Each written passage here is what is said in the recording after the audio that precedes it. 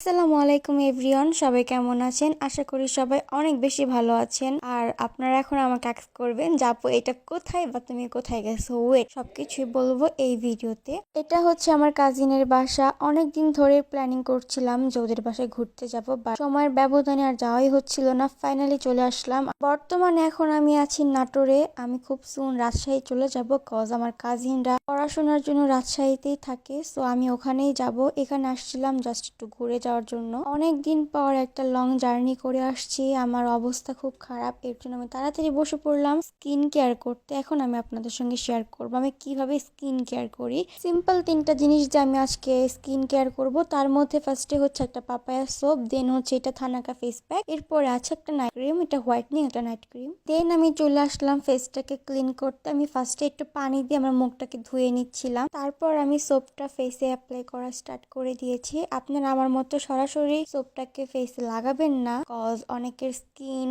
Sensitive হয়ে থাকে। আগে হচ্ছে ফেনা করে তারপর এটাকে ফেসে ইউজ করবেন। সোপ দিয়ে আমার স্কিনটা ক্লিন করা হয়ে গেলে আমি এবার থানাকা এই ফেস প্যাকটা ইউজ করব।